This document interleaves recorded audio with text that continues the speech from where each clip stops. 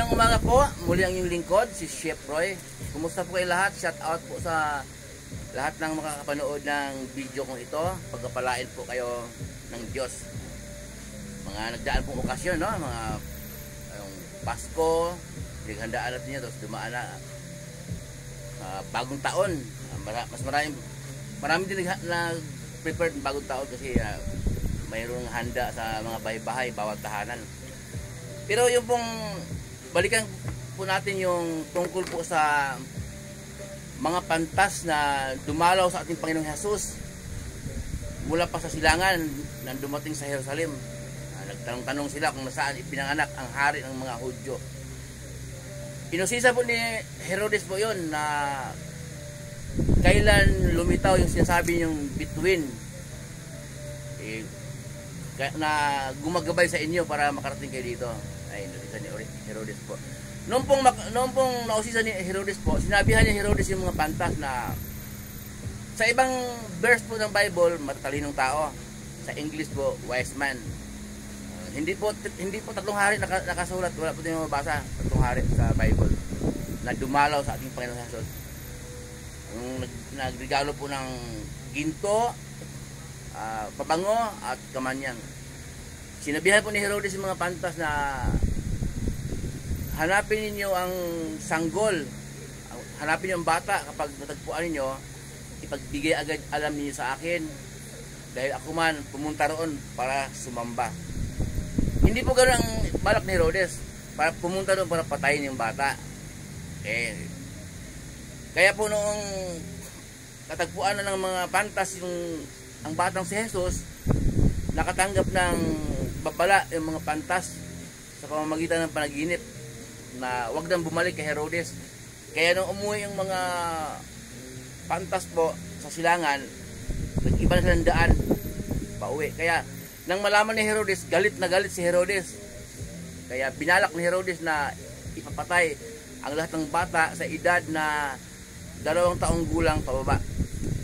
Kaya nung pag-alis po ng mga pantas, basahin po na yung lingkod, pakinggan po ninyo. Sa Mateo 2:13. Ito po. Pagkaalis ng mga pantas, nagpakita kay Jose sa panaginip ang isang anghel ng Panginoon. Sinabi nito sa kanya, bumangon ka at dalhin mo agad sa Ehipto ang iyong mag-ina at huwag kayong aalis doon hanggat hindi ko sinasabi, sapagkat hahanapin ni Herodes ang bata upang patayin. Bumangon nga si Jose at nang gabing iyon, dinala niya sa Ehipto ang kanyang mag-ina. Doon sila naninirahan hanggat sa mamatay si Herodes. Sa gayon, natupad ang sinabi ng Panginoon sa pamamagitan ng mga propeta. Tinawag ko ang aking anak mula sa Ehipto. Yan po. 2 taon na po si Jesus noon. Hindi na siya sanggol na tinakas ni Jose. Doon sila naninirahan sa Ehipto. Dahil po ay papatay ni Herodes. Kaya ang ginawa ni Herodes, galit na galit nung nalaman niya na yung mga pantas nakauwi na, nag-iba ng daan, pinagpuntulan niya ng galit. Inutos niya na patayin ang lahat ng batang lalaki sa Bethlehem.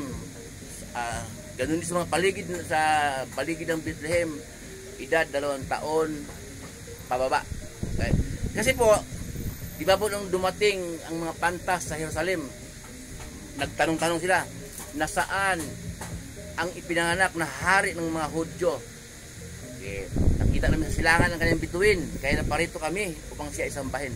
Kaya si Herodes naligalig.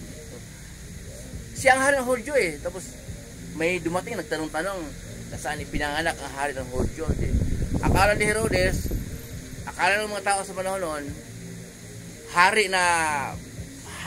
si Jesus paglaki, hari na may kaharian, maraming sundalo, papalit sa kanya, kaya naligalig siya, papatayin siya, pati yung mga tauhan niya, kaya naligalig siya. Kaya ganun po ang pag-akala ni Herodes.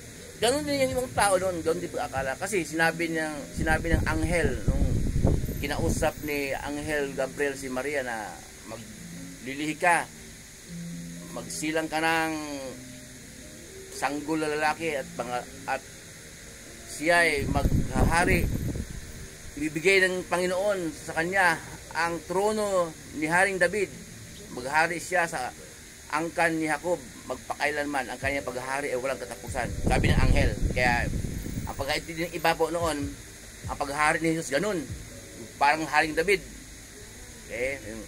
Pero hindi nila alam na ang paghahari ni Jesus ay hari ng mga hari. Yung siya po ang maglinis ng ating karumihan, siya po ang magligtas sa ating mga kasalanan. Ang kanyang dugo, yun ang maghugas sa ating karumihan. Kaya hindi po natin kayang linisin ang ating karumihan po. Hindi natin kayang hindi natin kayang linisin, hindi natin kayang bayaran sa Diyos Ama ang ating kasalanan kung hindi dahil sa dugo ng ating Panginoon Jesus. Hindi tayo patawarin sa Diyos, ng Diyos makapangyarihan sa lahat. Ngayon po, pag sumasampalataya tayo kay Jesus, hindi lang tayo patawarin ng Diyos, kundi kalimutan pa ng Diyos ang ating mga kasalanan. Ganun po ang paghahari ng ating Panginoon Jesus, walang katapusan. Kaya po, nung ipinanganak po si Jesus, marami din nagsaya. Gaya ni Simeon, na nagsaya din siya nung matanda na siya. Nung matanda na Simeon, sabi niya, maaari akong mamatay dahil nakita ko na ang Panginoon. Nung nasanggol pa lang si Jesus, marami nagsaya dahil dumating ang tagapagligtas. Pero marami pong nalungkot, nagdalamhati, nagsigawan ang mga ina. Pinapatay ni Herodes ang mga batang lalaki, edad 2 taon pababa. Nananangis sila, nagsigawan sa iyak dahil patay na. Bibigal po yun. Kaya nung pong sinilang ating Panginoon Jesus, ay mga taong hindi kinahabagan ng Diyos, hindi pinagkalooban ng kaunawaan, mali ang kanilang pagkakaunawa, yun, nagiging naligalig, nataranta, at nakuha niyang pumatay ng mga sanggol. Si Herodes po yun ang tinutukoy ko. Muli po ang iyong lingkod, si Chef Roy. Ingatan po kayo ng Diyos, sasamahan po kayo ng Diyos. Kahit saan po kayo paparoon, sa mga trabahong pinasukan ninyo, kahit anong negosyo ninyo o pinagkakitaan sa buhay, ayon sa kalooban ng Diyos.